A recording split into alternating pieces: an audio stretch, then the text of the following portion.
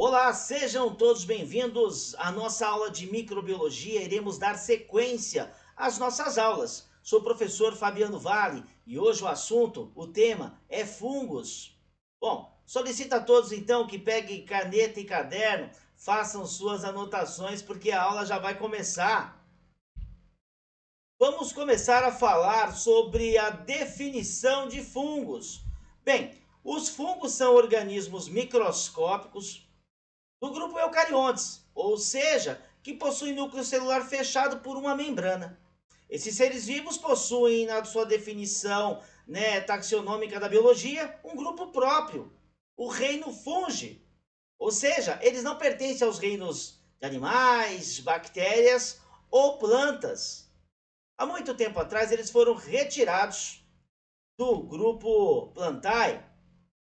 Bem, são seres simbiontes, organismos que vivem juntos e para os quais a associação é de vantagens mútuas.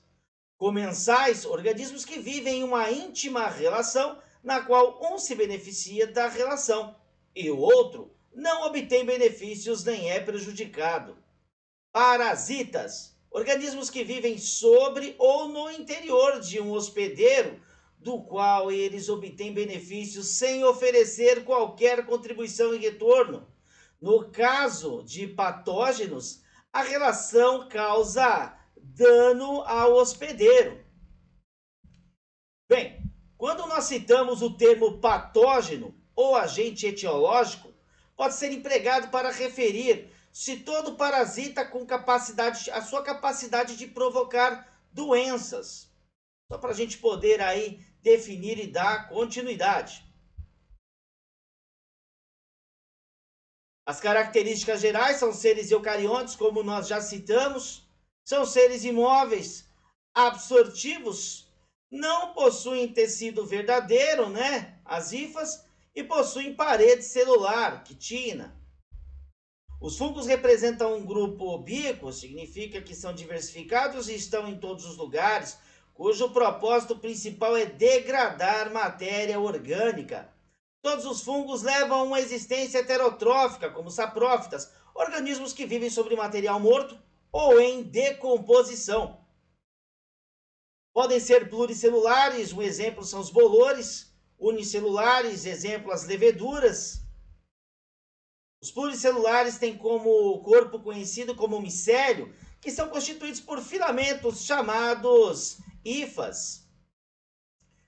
Bem, quando nós citamos, no caso das hifas, são filamentos que constituem os fungos multicelulares, e o micélio é um conjunto de hifas que constituem os fungos com raízes de certas plantas. Podemos ainda observar nessa imagem a sua estrutura reprodutora, Então temos aí o micélio reprodutivo e as estruturas produtoras de esporos. Os esporos são estruturas de dispersão de fungos. São as suas sementes. Problemas relacionados aos fungos, micoses, toxocoses, patolinas, a toxina do pão e esporos. Biodeteriorização. Os pontos positivos relacionados aos fungos, a produção de compostos, produção de alimentos, os maiores decompositores do planeta. Temos os quitridimiocetos, Os quitridimiocetos, constituídos por cerca de 790 espécies, são os prováveis ancestrais dos fungos. Vivem em meio aquático e em solos úmidos, próximos às represas, rios e lagos. Vivem da absorção da matéria orgânica que decompõe e, muitas vezes, parasitam algas, protozoários, outros fungos, plantas e animais. Algumas espécies causam considerável prejuízo em plantas de cultivo, como alfafa e milho. Temos também os ascomicetos, com cerca de 32 mil espécies, são os que formam estruturas reprodutivas sexuadas, conhecida como ascos, dentro das quais são produzidas esporos meióticos, os ascosporos. Inclui diversos tipos de bolores, as trufas, as mortellas, todos os filamentos e as leveduras, Saccharomyces, que são unicelulares. Temos aqui uma imagem de uma microscopia eletrônica, né, do ascomiceto. Podemos observar a sua morfologia. Base de miocetos, né, com cerca de 22 mil espécies, são os que produzem estruturas reprodutoras sexuadas, denominadas de basídeos. Produtores de esporos meióticos, os basidiosporos. O grupo inclui cogumelos, os bem conhecidos como orelhas de pau, as ferrugens e os carvões, esses dois últimos causadores de doenças em plantas. Temos aqui uma imagem da orelha de pau, uma imagem do cogumelo. Podemos observar, né, a sua imagem bem conhecida, né? Quem nunca viu um cogumelo, quem nunca observou, né, essa imagem adentro da mata, né? Bem, os fungos são seres heterótrofos que utilizam inúmeras fontes orgânicas de alimento. As espécies de fungos que se alimentam de matéria orgânica viva, causando doenças em plantas e animais e o apodrecimento em frutas e verduras. Mas há outros fungos, né, cuja nutrição é sapróbia, como nós já vimos e falando, né? Falando um pouco sobre as leveduras, né? A maioria das leveduras pertence à ordem Saccharomycetales, né? Da classe Ascomicetes. São mais ou menos conhecidas 350 espécies de leveduras. E as mais comuns, né? As Saccharomyces cerevisiae, né? Utilizada no processo de fermentação para produzir os nomes mais complicados, né? Por exemplo. Nós temos aí o álcool do vinho e o gás carbônico, que causam também o crescimento do pão. Bem, os quadrimicetos, né, nós já citamos, né, são constituídos por mais de 790 espécies, né? Temos também os ascomicetos que nós citamos e também os risópos, né? Que é comum, é parasita facultativo de frutas, vegetais maduros. É um gênero de bolor que inclui fungos filamentosos, cosmopolitas, né? Isso quer dizer que são encontrados em grandes centros urbanos, né? Com alta taxa de migração de pessoas, com alta taxa de visitantes, turistas, etc. E são encontrados no solo, frutos e vegetais em decomposição, fezes de animais e pão velho. As espécies do Rhizopus produzem esporos sexuais e assexuais. Bom, dando seguimento então, né, os homicetos, fungos em geral aquáticos, produzem esporos móveis e flagelados, chamados de zósporos, e sua nutrição é heterótrofa. Temos aqui os fungos homicetos, causador de doenças em plantas. Nessa imagem vemos este fungo parasitando uma uva. Ficomicetos, em geral, vulgarmente conhecido como bolor de pão, causado pelo gênero Rhizopus. Bom, quem nunca viu, né, um bolor dentro de sua casa, num saco de pão, aqueles se você compra o pão, acaba deixando por alguns dias no armário, ele acaba criando esse bolor. Logicamente que nós temos o nosso meio ambiente, nós não conseguimos enxergar a olho nu, mas existem esporos sendo carreado pelo ar, chegando até os próprios alimentos, né? E aí nós temos a formação de bolores. Lembrando que o fator Rhizopus, né? Esse organismo, ele pode sim trazer doenças ao ser humano. Nós vamos falar no final, né, deste vídeo sobre a mucormicose, sobre o que está acontecendo em alguns países, inclusive a Índia. Mas nós podemos adiantar que se a pessoa está com seu estado imunológico bem cuidado, um estado hemodinamicamente bom, logicamente que os seus macrófagos, o seu sistema de defesa irá dar conta. Temos outra imagem do bolor. E aí a gente vai falar um pouquinho das doenças relacionadas aos fungos, né? Temos as micoses, muito conhecidas, são infecções da pele, causadas por fungos dermatófitos, micro-organismos que se alimentam de células mortas da pele. Isso no extrato córneo e da queratina das unhas e cabelo. Sobrevivem em ambientes fechados e ao mesmo tempo quentes e úmidos. Quem aqui não teve ou conhece alguém que teve micose? E é difícil de tratar. até porque precisa saber que tipo de fungo, né, que está ali acometendo, né, o pé ou entre os dedos da pessoa. As micoses podem ser superficiais, cutâneas ou subcutâneas, também denominadas, conhecidas como atínia, um termo de latim que significa verme, seguindo da região envolvida. As mais comuns são a tinea pedis, a corporis e a cruris, e a capitis, unguium e micoses cutâneas, e a tinea versicolor, que são micoses superficiais. Os micro-organismos envolvidos nessa infecção são muito variados. Estão envolvidos dermatófitos do gênero Microsporum, Trichophyton e Epidermophyton. Micoses superficiais, nós temos aí a pedra negra, ou a tinea negra, a pitríase versicolor e a pedra branca, fungos que acabam infectando e infestando pessoas, né? A tinea capitis é a mais comum em crianças, uma lesão circular no couro cabeludo com uma área restrita de alopécia. Pode ser transmitida pelo contato direto, por escovas de cabelo, roupas ou por animais domésticos.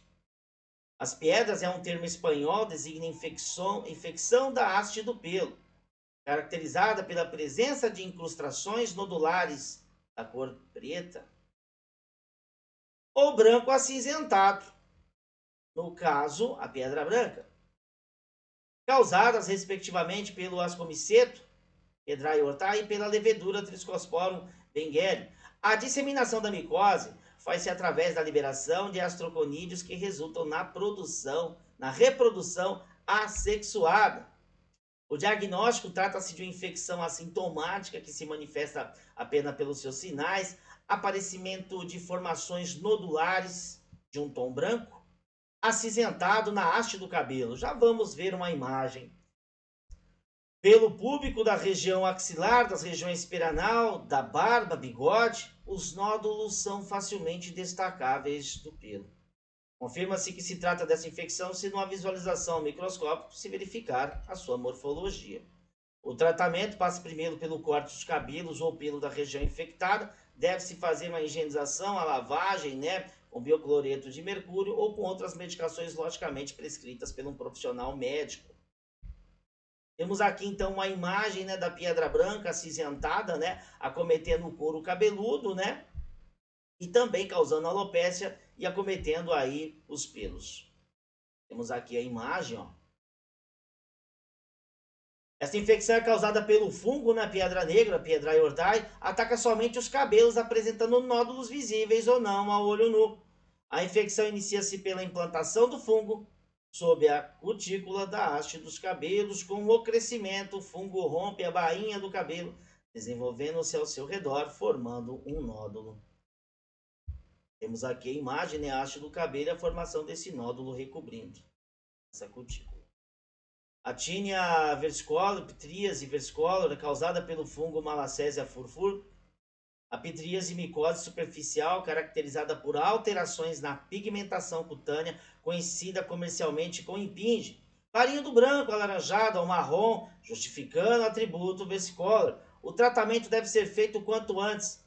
Caso o diagnóstico seja tardio, as possibilidades de se reverter o quadro são mínimas. Fungo não é brincadeira, né?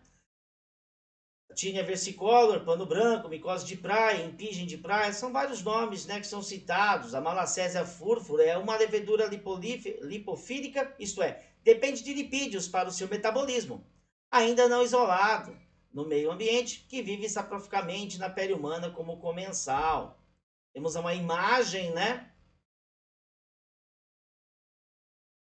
As progressões, manifestações, né, na sua versão, muito na primavera, atingindo principalmente os jovens e adultos, principalmente de pele oleosas, né? Lesões são discretamente descamativas de dimensões variáveis, nem sempre perceptíveis, mas que podem aumentar e tendem a coalescer. A cor da lesão da pele pode variar, né? Uma hipopigmentação, manchas brancas ou claras, ou até mesmo normal. Pessoas da pele mais escura ou mesmo hiperpigmentadas, né, com mancha mais escura, nas peles mais claras. Os pacientes em gerais podem notar a presença de lesões após exposição aos raios solares, pois essa ação, né, possibilita a atuação de micro-organismos sobre o processo, né, da melanogênese. Diagnóstico se baseia-se nos aspectos clínicos da lesão, né? Feito uma anamnese. O exame também micológico, né? Direto é positivo para pseudo-hifas. As culturas para fungos em meio enriquecido com óleo de oliva não é feita com rotina. Há que tratar a pele e o couro cabeludo, né, com sulfeto de selênio. Então, existe aqui algumas prescrições. Algumas indicações para se usar os antimicóticos, né, como cetaconazol, né, e outros medicamentos indicados para aplicação na pele. Micoses cutâneas, né? As duas principais micoses é o pé de atleta, muito conhecido, esse nome é clássico, né? E são micoses que também acabam acometendo as unhas, né? A onicomicose, que partilham os mesmos fatores de risco. Andar descalços em espaços públicos e úmidos, como os balneários e piscinas, né? Esses lugares, por ser úmidos, né, acabam favorecendo a proliferação, o crescimento de fungos, e aí a pessoa pode acabar, né, sendo infectada. A má higienização dos pés e do calçado, lógico, alguns, né, têm o costume de tomar banho, não secar os pés, já coloca meia, coloca sapato, passa por mais de 12 horas calçado, isso acaba tornando, né, esse meio rico, um meio de cultura, né, para fungos, né, um lugar úmido e quente ao mesmo tempo. Calçado, né, que acaba também não permitindo a ventilação, né, eu citei, não secar os pés adequadamente, e a própria diabetes, né, tem alterações da circulação e alterações do sistema imunitário, acaba também sendo aí uma base para a suscetibilidade. Tinea pedis é uma das micoses mais conhecidas, né, que tem o seu nome muito comum entre os desportistas, pelo uso prolongado de calçados, né, favorável à acumulação, né, de umidade, até porque também, né, ficam muito tempo calçados, e também tem aqueles fatores, né, a utilização de banheiros públicos em balneários, né, mas qualquer pessoa pode desenvolver esse tipo de micose. Prevalência, né, forma clínica mais frequente, comum em jovens, tem uma associação com o tipo de calçado. Temos as formas clínicas, né, a forma interdigital, um eritema descamativo, podendo causar fissuras e aí acontecer os pruridos, né? A forma vesico-bolhosa, né, um caráter mais agudo, aparecem vesículas de bolhas, né? Forma escamosa crônica, hiperceteratose, né? Uma descamação, aí já não acontece muito prurido. E os agentes é o Trichofiton rubrum, o Trichofiton metagrofites e a Epidermophyton focossum. A região interdigitais envolve nos espaços, né, entre os dedos. A evolução é rápida e grave, né? Causa comichão, escamação da pele, um mau odor, inflamação dolorosas, fissuras, né?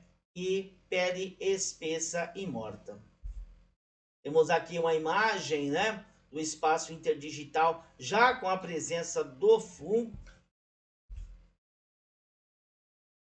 A forma bolhosa, escamosa crônica, dá para perceber toda essa parte, né, descamativa da pele. Envolve a planta, né, a forma plantar, né, o calcanhar e laterais do pé. Evolução dos sintomas, né, forma ligeiros e grave. A pele começa a escamar, zonas da pele mais espessa, fissuras, inflamações e vermelhidões. Temos aqui a forma na fase plantar, né, os vermelhidões, as fases descamativas, né. Forma-se pequenas bolhas nessa questão, né, das vesículas, vesicular, bolhas no peito e planta do pé. Essas evoluções, né, são graves e rápidas, né, bolha entre os dedos e nos dedos. Peito e planta do pé, a pele morta, né, feridas como comichão, bolhas com pus, e aí acaba acontecendo aí, né, essas bolhas serem infectadas por bactéria, né? Acaba sendo um lugar propício, né, para a entrada de bactérias, quando ao momento que romper essas vesículas, essas bolhas com pus. Lembrando que a nossa pele, o nosso tecido tegumentar é uma barreira mecânica contra bactérias, né? De forma mais grave e menos comum nesse caso. A Tinea unguio, né, é uma infecção mais comum em indivíduos com mais de 60 anos, né, ou infecções fúngicas. A presença da infecção é denunciada primeiro por um pequeno ponto branco ou amarelo por baixo da unha. À medida que os fungos avançam, a unha fica descolorada, baixa, espessa, né? Quebradiça e acaba se deformando. E também tem um sintoma de dor. Em certos casos, a unha cai. Temos uma imagem, né, que acaba cometendo pessoas com mais de 60 anos, né? E nós já vemos já um prurido descamativo, né? Temos aqui um edema, né? E com certeza já em processo de infecção, infectado, né? E outro caso de micose, né? A unha já infectada. Tinea corporis é a mais frequente na puberdade, aparece nos braços, ombros, tronco, cabeça e pescoço, né? E as lesões são ovais. Então, existem aí eritematosas, escamosas no contorno inflamado, sendo o centro da lesão hipopigmentado, branco ou acastanhado. A transmissão por contato com outras pessoas ou animais de outras zonas do corpo, o excesso de peso e estresse são fatores predisponentes, né, para a evolução dessa micose. Temos aqui uma imagem, né? A cruris é comum no sexo masculino depois da puberdade. É transmissível de pessoa para pessoa. As lesões são inflamatórias, escamosas, com margem ativa que estende para baixo, em regiões, né, desde a região inguinal até próximo ao segmento da coxa. Por vezes podem afetar a região do períneo, perianal e afetar os folículos pilosos. Temos aqui uma imagem, né? Exames, né? O diagnóstico se baseia originalmente na aparência da pele. Pode-se realizar um exame de fluorescência com a lâmpada de Wood para confirmar o diagnóstico, utilizado muito por profissionais dermatos, né? Assim como o exame, né, o hidróxido de potássio, no qual as raspagens da pele são dissolvidas em hidróxido de potássio e depois examinadas ao microscópio. Esse teste é comumente realizado porque é fácil de ser executado e os resultados ficam disponíveis de imediato. Podem também ser feita uma biópsia de lesão cutânea com exame microscópico ou cultura para procurar os dermatófitos. Esses exames podem não ser necessários em todos os casos, mas são importantes para definir que micro-organismo, que fungo está cometendo o cliente-paciente. Tratamento, né? O cuidado para não subtratar a tínia, visto que isso pode causar efeitos colaterais. Então, tem que manter a pele limpa e seca, os pós-antifúngicos, né? As medicações aplicadas na pele, né? Os antimicóticos precisam ser utilizados, logicamente, com as prescrições. As oportunistas, né? As conhecidas oportunistas micoses, Candida, Aspergillus, Penicillium e Cryptococais neoformes. Quando nós citamos a Candida e Aspergillus, né, nós podemos até citar que são fungos oportunistas, né, que acabam acometendo pessoas que estão com seu sistema imunológico, né, são imunodeprimidos. Muitos pacientes que tiveram Covid, que passaram pelos processos de infecção Covid e se curaram, né, após a cura, alguns apresentaram, né, a sua contaminação, a sua infecção por fungos. Até porque, como eu citei, né, os fungos, os poros estão presentes no ar e os pacientes que têm o seu estado imunológico, né, rebaixado, seu sistema imunológico deprimido, acabam sendo suscetíveis para o enfrentamento contra os fungos. Pneumocitoses, né, é um organismo que provoca infecção quase exclusivamente em pacientes debilitados, imunodeprimidos, bem como em crianças malnutridas, em doentes, pacientes que acabam se contaminando com o vírus do HIV e desenvolvendo a síndrome, né? Acaba sendo agressiva, origem agressiva. A infecção por inalação dos esporos, o trato respiratório é a principal porta de entrada para a maioria dos fungos. A doença começa abruptamente com febre, respiração acelerada, tosse discreta, sem secreção, dispneia, importante de início subagudo, perda de peso, sibilos e fadiga. E aí nós vamos falar da candidíase, né, que é uma infecção causada pelo fungo da Candida albicans e que ataca qualquer parte da pele humana. Ela assume particular importância clínica em infecções da boca, né, a candidíase oral, sendo chamada popularmente de sapinho. Em torno dos olhos, a candidíase ocular, e a mucosa vaginal, né, a candidíase vaginal. E em infecções sistêmicas malignas em doentes que já desenvolveram a síndrome, né, da imunodeficiência humana. Temos aqui, então, né, uma imagem da Candida albicans no meio de cultura. Cabe ressaltar que a Cândida faz parte da microbiota normal, sua proliferação que está normalmente relacionada com a manifestação da candidíase vaginal. A candidíase pode ser manifestada por imunidade baixa, isto é, baixa defesa do organismo, podendo estar relacionada ao estresse, a doenças como diabetes ou doenças como lúpus, né, doenças autoimunes, né, causando a eritematoso sistêmico. Os sistemas mais frequentes da candidíase oral são a dor, vermelhidão da boca e mucosa, podendo também haver manchas brancas ou placas na mucosa da língua e bochecha. Já a candidíase nos órgãos genitais são frequentes comichões, muita coceira, vermelhidão e irritação na região exterior do órgão genital feminino, bem como a secreção branca espessa no caso das mulheres, inchaço e vermelhidão no caso dos homens, no pênis, e prepúcio no caso, né, nós citamos aí do homem, né, no caso do prepúcio do pênis. Temos aqui uma imagem, então, da boca, da região oral, uma imagem aqui da língua, e uma imagem aqui do prepúcio, né, da região do pênis, já com a presença do fungo. O tratamento, né, dessas infecções sistêmicas são realizadas com medicações endovenosas, com antifúngicos, né? A gente pode citar a anfotericina B, né, que é uma medicação, com indicação, logicamente, juntamente com antimicóticos como fluconazol e traconazol, que devem ser prescritos por um profissional médico. Principais micoses subcutâneas, né, a cromoblastomicose, esporotricose, micetona, e os principais causadores, Sporotrix, Blastomyces e Lacazia loboi. São nomes bem clássicos e técnicos, mas são fungos perigosos, né? A esporotricose tem como agente Sporotrix. A transmissão clássica da esporotricose se dá por traumatismo causado por vegetais, onde o fungo se encontra, ou pela forma zoofílica, ou seja, através de lesões provocadas por animais infectados pela Schenck, em especial os gatos, Sporotrix. Então temos aqui um gato já infectado, contaminado por esse fungo. Ser humano, seu segmento. Bem, a cromoblastomicose é uma infecção que se caracteriza pelo aspecto parasitário de seus agentes, o corpo multiforme. Esses são elementos globosos com paredes acastanhadas, espessas e septadas em planos distintos. Temos aqui uma imagem, né, muito forte, né, uma imagem do segmento da perna, já acometida, né, por este fungo.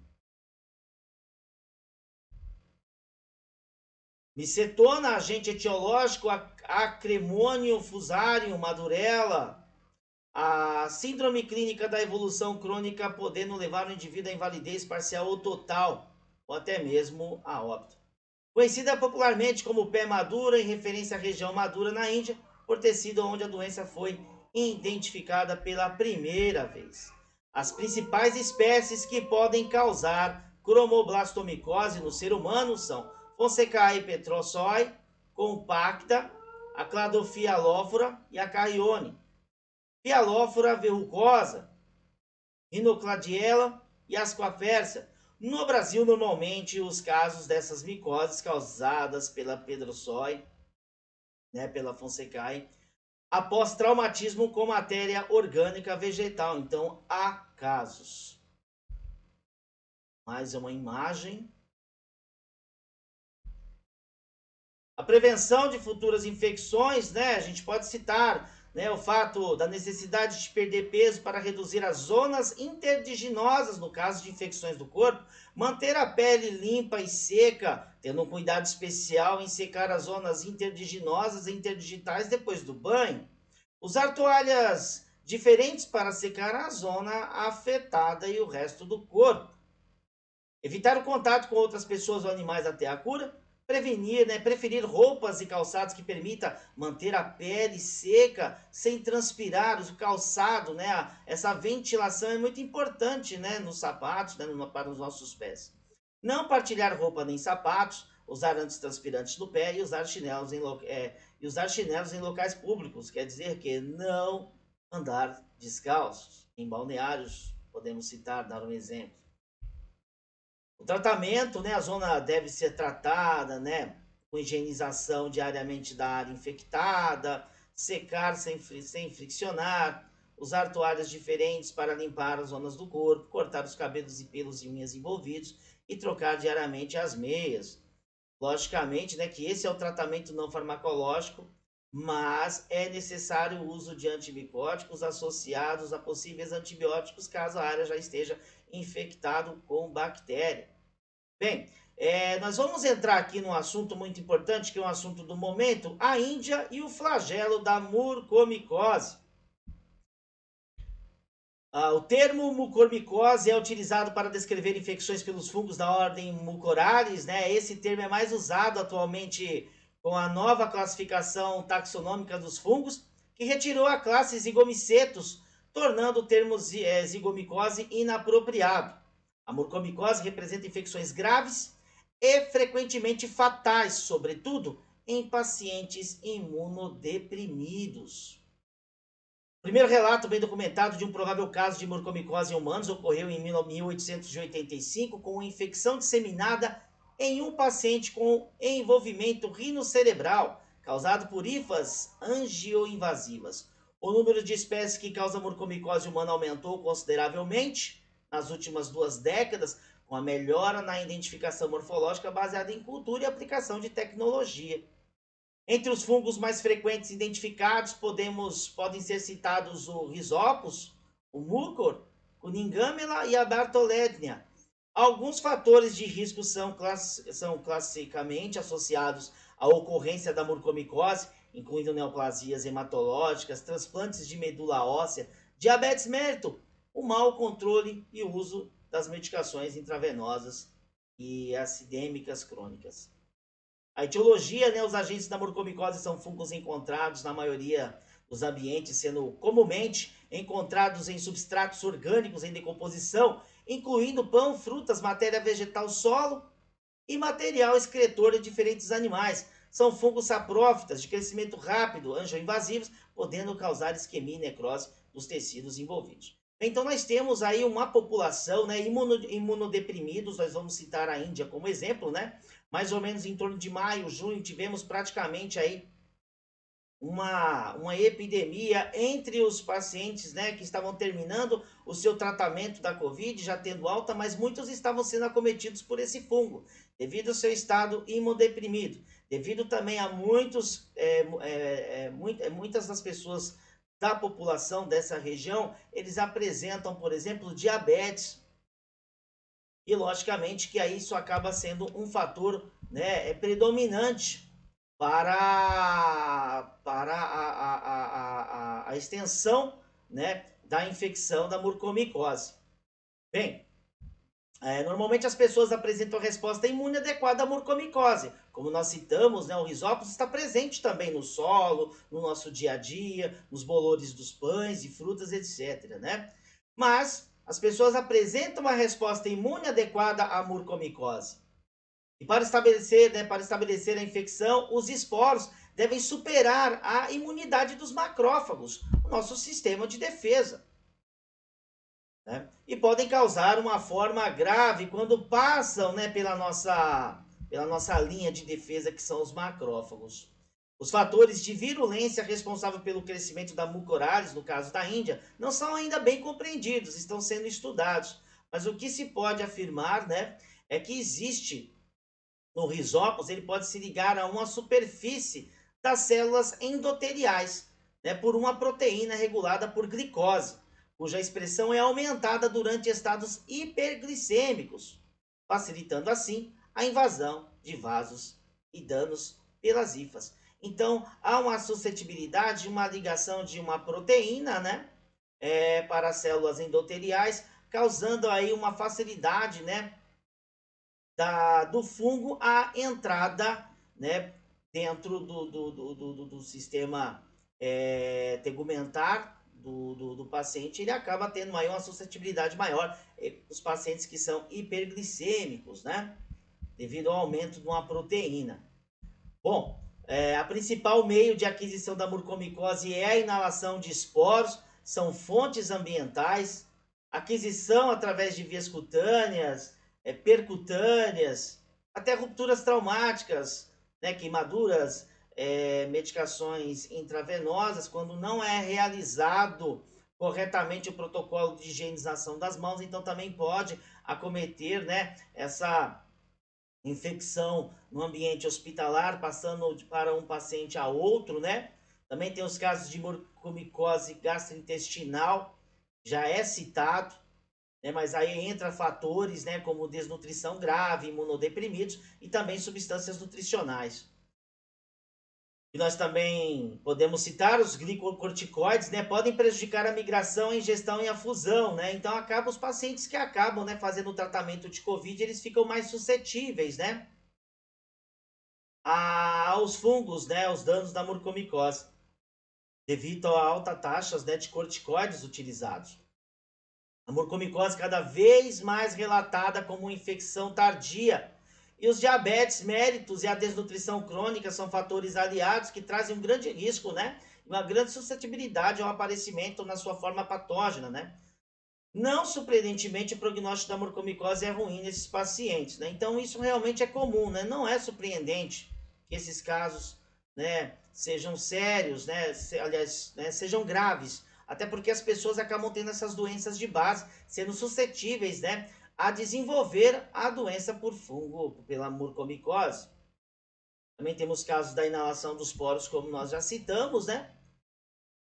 Já citamos também os fatores de risco, né? Ocorrência em pessoas com diabetes mellitus descompensada. Também podemos colocar nesse grupo pessoas, né, que passam por quimioterapias, transplantados, pessoas que fazem uso processos longos, né, de antibióticos, combatendo alguma bactéria, pessoas que passaram por procedimentos cirúrgicos e ainda estão se restabelecendo, pessoas que acabam se enquadrando de uma maneira ou outra em quadros de imunodeprimidos, né?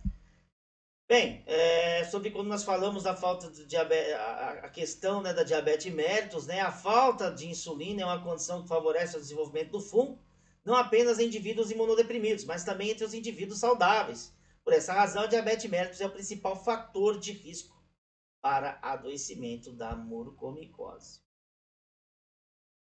A mucormicose se apresenta principalmente nas formas rino-óbito cerebral, né? Por isso que essas pessoas acabam tendo necroses causadas por esse fungo nessa região, acometendo aí o seu nariz, o seu palato, né? A região a região óbito, né? Ocular, do globo ocular. Isso acaba desenvolvendo secreção, necrose, né? E também acaba sendo os indicativos para a doença, né? Existe o fato que a gente pode citar, né, como evitar uma profilaxia, é a higienização das mãos, né? A equipes de saúde, né, que estão cuidando de pacientes que estão acometidos imunodeprimidos, é orientado, né, pelas comissões de controle de infecção hospitalar que realizam a higienização das mãos conforme o protocolo. E uma outra tática também que a gente pode citar que é utilizada em alguns hospitais de grande porte, né? Hospitais que recebem pacientes com sistema imune muito comprometido, né? Aqueles que passaram por transplantes de medula, etc., né? Eles acabam realizando instalações de filtro EPA nas ventilações. E esses filtros são capazes de reter partículas muito pequenas, nesse caso, acaba retendo as partículas dos esporos, das aspergilos e também da mucormicose e outros fungos, né? Que tentam de uma maneira ou outra, né, achar um hospedeiro. Bom, podemos citar também, né, que os fungos já estão sendo vistos, né, de uma maneira mais grave, até porque o que nós estamos assistindo é que os fungos estão seguindo os mesmos caminhos da bactéria, né? Estão desenvolvendo métodos para driblar os efeitos de antibióticos, né? E no caso dos fungos, os antifúngicos. Assim como as bactérias desenvolveram um método, né, de driblar certos tipos de antibiótico, criando as bactérias hospitalares, né? Enfim, os fungos também estão já se comportando aí neste processo, tendo causas aí, né, de muitas pessoas acometidas, né? A mucormicose é uma infecção fúngica oportunista, altamente invasiva, não transmissível, causada por fungos da ordem Mucorales, né? Então, a sua transmissibilidade, ela é através dos poros, né? Mucormicose, uma infecção rara e agressiva, afeta pacientes de Covid-19 na Índia. Como eu estava citando na Índia, né? Existem muitos casos de mucormicose, mas também nós temos grandes problemas quando nós começamos a pesquisar um pouco sobre esse país, né? Dificuldades em saneamento básico, dificuldade de conseguir insumos, né? Dificuldade também, houve a dificuldade de conseguir medicamentos adequados para combater esse tipo de fungo, né? Então, no meio de uma pandemia, eles tiveram que encarar o fungo negro, a mucormicose, assim como outros países também foi também notificado. Tivemos um caso no Uruguai. No Brasil, esse fungo ele é pesquisado há muitos anos, mas isso está muito atrelado com a sua população adoecida por doenças de base, como diabetes mellitus, né, ou outras doenças, né, que acaba, né, imunodeprimindo o estado hemodinâmico da pessoa. Então isso está muito atrelado. A Índia é um dos países com mais quantidade de diabéticos do mundo e vive atualmente um descontrole da pandemia, né? Com um alto número de pacientes internados que necessitam tomar corticoides, e também acaba aí trazendo uma suscetibilidade maior para que as pessoas acabam, né, se infectando com o fungo e o seu sistema imunológico não consiga o defender. Foi citado no Comitê de Microbiologia da Sociedade Brasileira, né, Infectologia, né? E para completar, em muitos locais mais afastados desse país, as condições sanitárias dos hospitais e das enfermarias não são as ideais, o que facilita o risco da contaminação por fungos. Esse é o cenário perfeito para que o fungos como o Rhizopus, Rhizomucor e o próprio mucor tomem conta. Então nós temos aí toda uma cena, né, que favoreceu os casos, né, essa discrepância, os números crescentes de casos de mucormicose na Índia. Bem, chegamos ao fim da aula sobre fungos, depois discutiremos mais uma aula remota. Vocês também estarão recebendo, né, algumas atividades. Solicito a todos que leiam o conteúdo e depois nós iremos discutir. Agradeço a todos e até a próxima aula, alunos!